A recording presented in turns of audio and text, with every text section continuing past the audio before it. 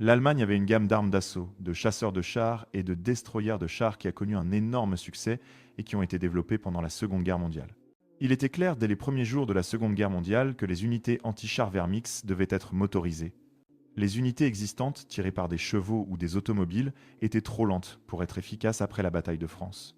Les Allemands ont reconnu la nécessité d'un véhicule mobile portant un plus grand canon pour protéger les chars des attaques blindées.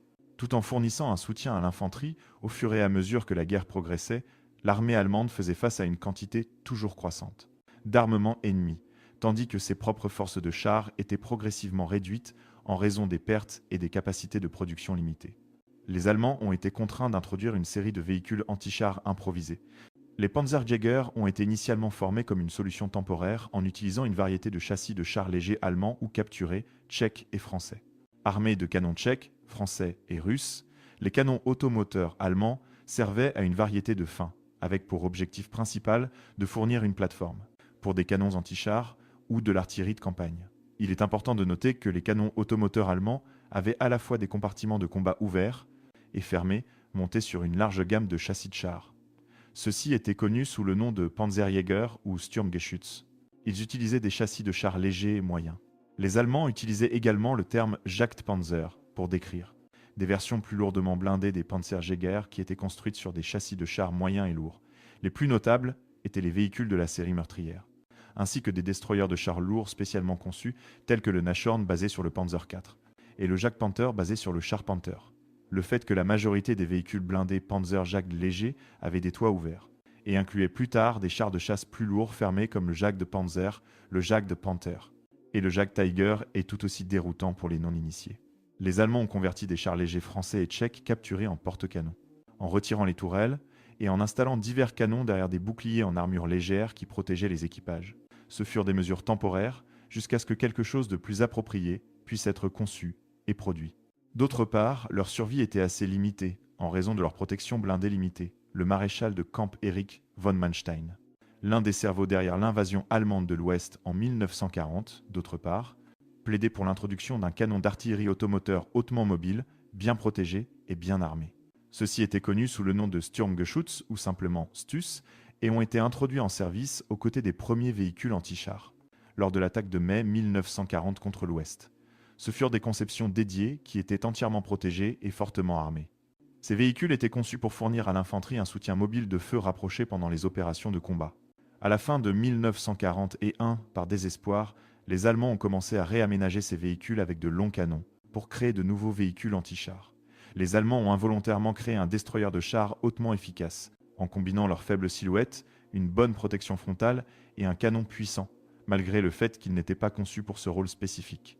Le Stub a admirablement performé dans le rôle anti-char, grâce à son armement amélioré. Le Stub allait être construit en grand nombre, et utilisé jusqu'à la fin de la guerre. Leur canon à court tube de 75 mm Hull 4 a finalement été remplacé par un canon de 75 mm Hull 43. Et plus tard, par le puissant canon L48, ceux-ci se sont révélés plus que capables de détruire la plupart des cibles ennemies à des distances supérieures à 1 km. Son profil bas, dû à l'absence de tourelles, en faisait un excellent char de guet, et le fait qu'il était moins coûteux à construire qu'un char ordinaire le rendait incroyablement rentable. L'Allemagne a produit plus de Sturmgeschütz que de chars Panzer IV. Plus de 11 000 de ces canons mobiles ont été produits. L'avantage de la conception sans tourelle était qu'il prenait moins de temps à produire et à amener sur le champ de bataille. L'inconvénient était que pour viser, le char devait être dirigé à gauche ou à droite. Cela signifiait que le moteur devait être en marche, ce qui pouvait révéler une position de guet. Donc, bien que extrêmement efficace, le Stug était un véhicule blindé défensif utilisé pour le soutien et l'embuscade. La guerre est devenue un jeu de chiffres au fur et à mesure qu'elle progressait. L'Allemagne avait besoin de plus de véhicules de combat blindés qui étaient à la fois moins chers et plus rapides à construire. Ils ont commencé à monter des canons anti-chars et de l'artillerie des obusiers sur les coques de chars capturés et des chars fiables mais obsolètes comme le Panzer 38T. Le Jagdpanzer 38, chasseur de chars, a été conçu avec un profil bas, rendant difficile le ciblage et facile à dissimuler. Il mesurait seulement 2,10 mètres de hauteur, ce qui le rendait idéal pour des tactiques d'embuscade. Il était armé d'un puissant canon de 75 mm PaK 39 L48 capable de détruire la plupart des chars ennemis. Il était moins cher et plus rapide à construire qu'un char Panzer IV, Panther ou Tigre. Cependant, Il n'était pas destiné à être un véhicule de combat rapproché utilisé en première ligne d'une attaque comme un char. C'était un canon anti-char automoteur, conçu pour être déployé sur les flancs afin de prévenir les contre-attaques. Un groupe de Jagdpanzer ou 38 chasseurs de chars se cachaient dans un bois ou une haie épaisse et abattaient des chars ennemis à longue distance. L'armure frontale inclinée offrait une protection adéquate contre les attaques frontales. L'équipage pouvait s'attendre à survivre à un impact d'un obus perforant ennemi tant que le conducteur pointait l'avant du véhicule vers toute menace. En raison de l'armure fine du véhicule sur les côtés et à l'arrière, il était vulnérable aux attaques de flanc et arrière avec des obus perforants. Si le conducteur risquait d'être débordé, il devait changer rapidement de position. Manquant de tourelles, les canons d'assaut allemands, les chasseurs de chars et les chasseurs de chars étaient principalement conçus pour soutenir les divisions d'infanterie et de grenadiers blindés, les rendant une branche de combat distincte de la Panzerwaffe. Parce que les canons d'assaut étaient utilisés pour équiper les batteries d'artillerie d'assaut, ils étaient sous le commandement direct de l'artillerie de l'armée allemande plutôt que de la Panzerwaffe, ce qui a entraîné une guerre de territoire inutile à mesure que la guerre progressait. Ces véhicules blindés étaient affectés à des brigades STU indépendantes, des détachements de canons d'assaut, des détachements de Panzerjäger et des détachements de chars, des divisions d'infanterie et de chars. En raison d'un manque de chars, ils étaient fréquemment appelés à remplir le rôle de panzer. Le général Heinz Guderian, un architecte clé des forces blindées d'Hitler dans les années 30, était opposé au concept de canon d'assaut. Il le reconnaissait pour ce qu'il était, une arme de soutien à l'infanterie conçue pour la défense plutôt que pour l'attaque. Il raisonnait que le Stug et le Jagdpanzer manquaient de la flexibilité d'un panzer capable de tirer dans toutes les directions. Guderian était furieux que le char moyen Panzer IV, qui avait servi de colonne vertébrale à la Panzerwaffe tout au long de la guerre, ait été dissipé par la production de Stug 4 et de Jagdpanzer 4, bien que le rôle principal du canon d'assaut. Évolué de l'artillerie d'assaut à des armes anti-chars, ces unités étaient toujours sous le commandement de l'artillerie.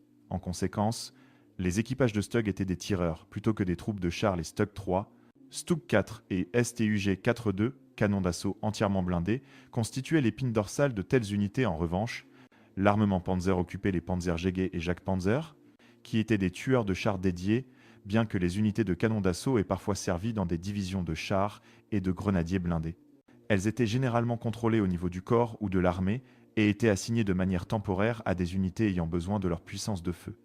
Les canons d'assaut étaient également utilisés comme unités, dédiées au sein des divisions d'infanterie, de grenadiers blindés et de chars dans la seconde moitié de la guerre. Au tout début de la Seconde Guerre mondiale, l'artillerie d'assaut était destinée à fournir un soutien de feu rapproché pour l'infanterie avancée en bombardant les bunkers ennemis et les positions d'armement.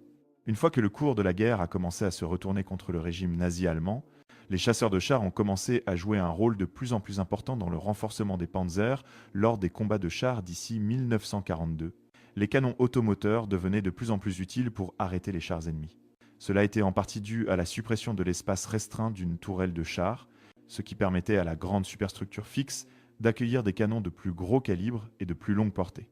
Une fois que le Wehrmacht a été contraint de mener une guerre largement défensive sur les fronts Est et Ouest, le manque de rotation de canons à tout angle n'était plus un problème majeur. Lorsqu'un canon d'assaut était enterré, il présentait une cible plus petite que ses homologues, le transformant en une arme défensive létale. En réalité, les canons d'assaut allemands et les canons automoteurs ont en fait éclipsé les panzers. Ils étaient moins chers et plus rapides à construire. À la fin de la guerre, ils avaient souvent remplacé les chars au sein des bataillons de chars. En effet, les nombreuses variantes de Stug et de Panzerjäger reflétaient l'incapacité de l'Allemagne à concevoir un seul design utilitaire et à s'y tenir. Le Stug et le Jagdpanther ont également démontré qu'à la fin de la guerre, la doctrine blindée allemande avait fait un tour complet, passant de l'offensive à la défense. Guderian et ses collègues ont pu être soutenus que l'attaque était la meilleure forme de défense, mais ce n'était pas ce pourquoi les canons d'assaut et les chasseurs de chars de Hitler étaient conçus. Ils restaient une arme défensive indépendante. Quelles que soient les réserves de Heinz Guderian concernant le développement du Sturmgeschütz et du Panzerjäger, ils ont joué un rôle majeur dans les batailles blindées menées par la Wehrmacht à la fin de la guerre. Le nombre de Stugs survivants démontrait qu'ils avaient supporté le poids des combats tout autant que les panzers de Guderian.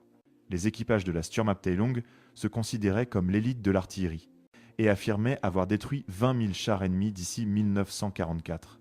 Ils étaient idéaux pour les énormes batailles défensives menées sur le front et ainsi qu'en Italie et en Normandie, et finalement, ils ont été instrumentaux dans le retardement de la défaite de l'Allemagne nazie de Hitler. Merci encore à Masterworks pour le parrainage de cette vidéo. Obtenez un accès prioritaire en utilisant le lien dans la description.